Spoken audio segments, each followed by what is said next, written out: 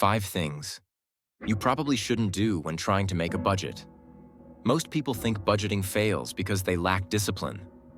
That's not true. Budgeting fails because people build plans that look good on paper, but collapse in real life.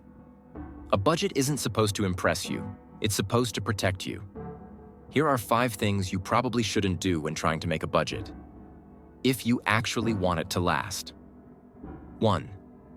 You probably shouldn't budget based on what you wish you'd spend. This is the most common mistake.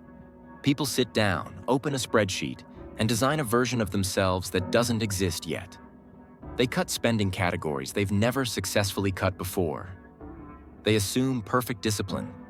They budget for motivation, not reality. The plan feels responsible. Then real life shows up. What you should do instead. Budget based on what you actually spent. Not to shame yourself. To anchor the plan in truth. A budget that works starts with honesty, not optimism. Disciplined people don't pretend, they adjust. 2. You probably shouldn't make your budget too detailed. This feels productive. You break spending into 20 categories. You track every dollar. You color code everything. And then, you stop checking it. Complex budgets don't fail because they're wrong. They fail because they demand too much attention. What you should do instead. Simplify aggressively. Group spending into a few meaningful buckets. Housing, food, transportation, lifestyle, savings. A budget you understand at a glance will outperform a perfect one you ignore. 3. You probably shouldn't treat fun like the enemy. This is where most people burn out. They remove everything enjoyable. No eating out, no small treats, no flexibility. It works for a few weeks. Then resentment builds. And when the budget breaks, it breaks hard. What you should do instead. Plan for enjoyment, intentionally, not recklessly, not impulsively.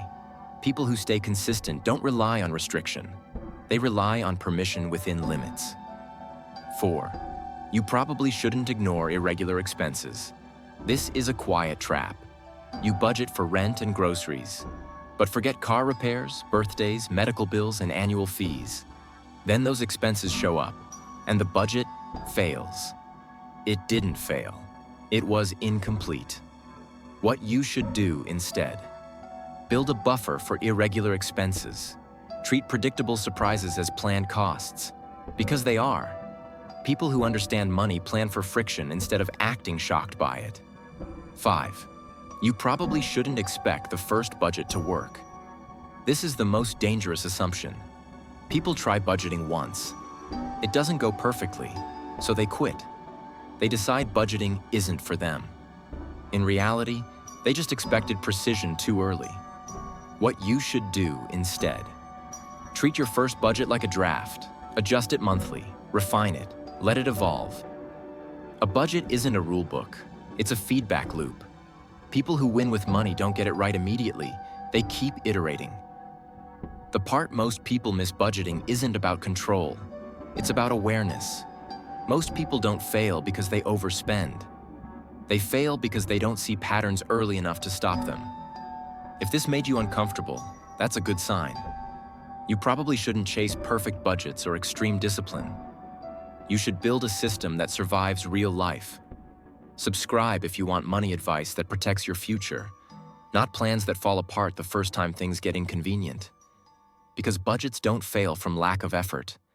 They fail from lack of realism.